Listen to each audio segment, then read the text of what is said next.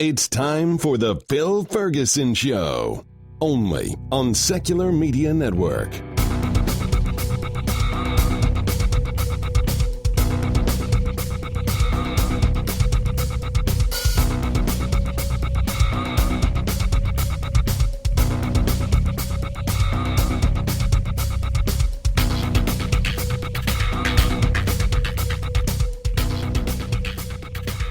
All right, everybody, welcome. This is Phil Ferguson, and you are listening to the Phil Ferguson Show. This is show number 161, and we're going to kind of do the show a little backwards. At the end of the show, I'll have my Investing Skeptically segment, and you'll understand why in a minute. But we're going to start off the show, and by the way, if you didn't figure this out from the title or it just popped up in your player, this is the Dave Ramsey Special. And as part of that, I want to cover a whole lot of things, and I have on somebody that's going to tell us about their personal experience with Dave Ramsey. And quite frankly, listener, you are in the dark just like I am right now. I don't know if it's all good or all bad or maybe a little bit of both. But with me is Jelani Fakah. How are you, sir? I am great, Mr. Phil. I'm so really sweet. honored to be on this thing. So, yeah, just let's do this. Well, I know that we talked about this briefly in person at some point in the last year. Yeah, in Memphis. Yeah, and we've been Memphis and Atlanta. We've been kicking it around, and now it's finally, I don't know if you knew this, but this is probably the number one most requested topic for me to cover with my show.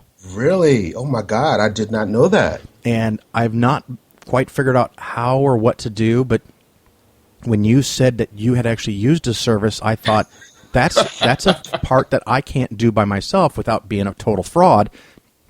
So how did that come about? Was it through something in the church? I mean, Dave Ramsey does a lot of stuff there. Something through the church. Okay.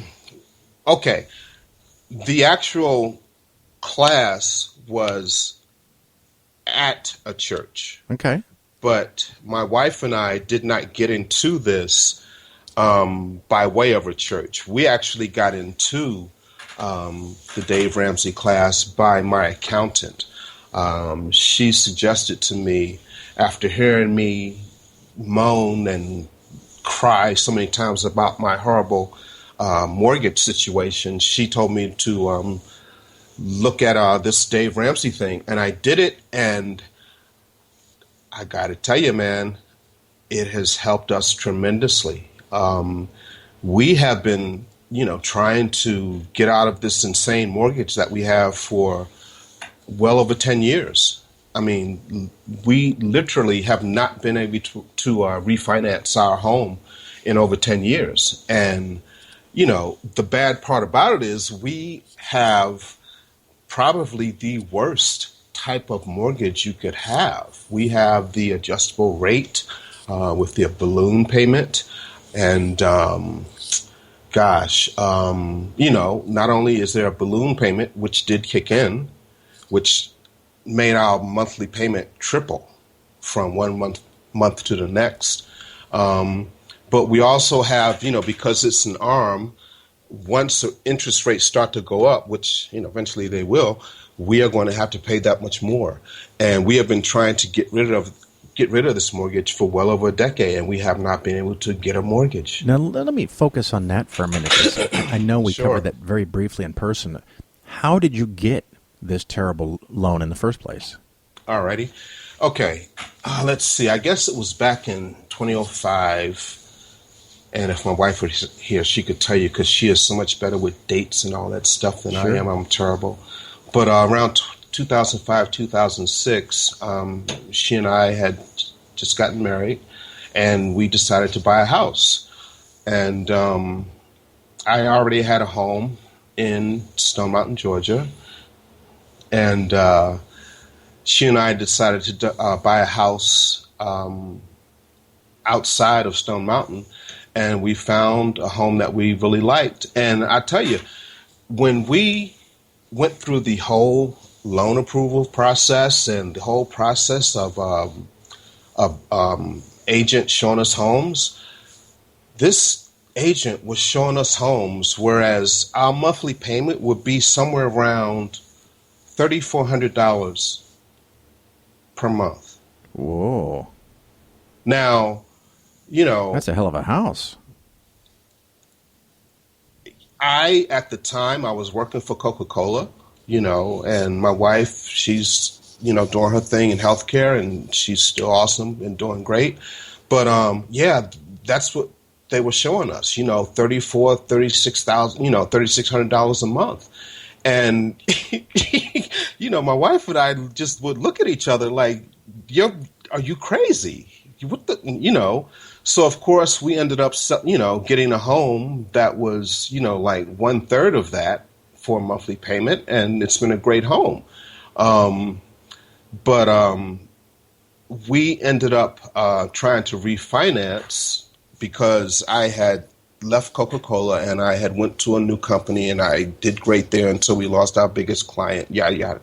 But anyway, we tried to do a refinance and we got that, and we knew it was a bad loan. But at the time, everybody and their cat and their dog was refinancing. If you remember back, about 10 years ago, what was the commercial? The biggest no-brainer of all time or something, refinance. And we were promised that we were assured that we would be able to refinance into a nice, decent 15 or 30-year loan. And then, of course, everything dropped. The bottom fell out. And that's when thousands, actually millions of people lost their homes, And, my wife and I are fortunate. We still have our home, even though we've gotten this insane mortgage. But it's been tough. It's been very, very tough. Now, you had mentioned that you had trouble refinancing. Why was that? Well, I think a big part of it, I know a big part of it was because I'm self-employed. I own my own business. And, it's been going great. My company has been named Best of Atlanta 3 years in a row. And, I have all of my tax statements from my CPA and everything. But when they look at my income, it's been an issue because, it's not your traditional 9-to-5 type of income. And my wife's situation is kind of similar. Even though she's in healthcare and she's a physical therapist. And, she could pretty much work anywhere in the country. She does home care. And because of the way the home care payment and scheduling is structured, it's kind of weird to a lot of lenders. And, we've been having our issues. Not to mention, there have been debt issues, where she and I, we've accumulated a lot of debt, and that leads right into, leads right into Phil Ferguson. It actually leads right into Dave Ramsey. Yeah. Because, that's where he's at, so you're dealing with debt. Your CPA talks about this and says you should go to this meeting that happens to be held at a church. Yep. And what happened there? What attracted you to it? I showed up, my wife and I, because they want the two of you there, and I was fine. And let me say that, you pay for it in advance, and it was $100, and $100 gives you, gosh, I should know this by heart. We did like 8-9 sessions. I think it was like 8 sessions. Yeah. Per week. I mean, one per week. Once a week, right? Yeah. And we go over different things, and we paid for it. They would not allow you to pay for it with a credit card. You had to use a debit card, and that kind of said right there what this was about. And it was about eliminating debt and looking at debt as a big negative for most people, which it has been for me and my family. Right. And I think for a lot of Americans, it's a big deal. Everything from school loans to getting a car, it's all like, debt. But, when I did this whole Dave Ramsey thing, it's like, okay, there's a different way to look at it. And it really opened my eyes to another way of considering debt and considering how you can manage your life without debt. Because, for us, debt has been a nightmare. And so you started going to these classes, and it sounds like you got a lot out of it. What did you start doing different? Well, we just started, following some of the recommendations of the class. And, it's pretty basic stuff. I would say common sense, but it's really not. I think it should be common sense. Financial literacy, that should really be, something that people should, I think, learn in public school, elementary education. I remember when I was in school, we did at least learn to balance a checkbook. But, his program, okay, I'll just read the table of contents, just generally, and you can, ask whatever. But, it goes from like super saving to relating with money, cash flow planning, dumping debt, buy everywhere, the role of insurance, college and retirement planning, real estate mortgages, the great misunderstanding, which I liked a lot, monthly budgeting and forms. And, each class, you went more in depth into each one of those issues. And, we also had videos, and you have his hard copy book, and we have a soft copy workbook that we actually worked through, some really basic formulas and some text questions about, budgeting and, setting up savings and things like that. So in total, for you at least, it sounds like this was a very, very beneficial thing. Yeah, Phil, really, man, because I think I think it was when you were in Atlanta, when we were on our way to see that amazing woman from Femin. Right. I told you that this mortgage thing actually drove me to see a shrink because it had been a nightmare. It had been a nightmare. And, just like you can see, if you look back, I heard one statistic that said that during this big home mortgage crash, if you were to take the entire population of the state of Michigan, that would just about equal the number of Americans that have lost homes in this mortgage crash. So we're talking the entire state. Now, I haven't verified that, Google it, whatever. But, I know an awful lot of people did lose their homes.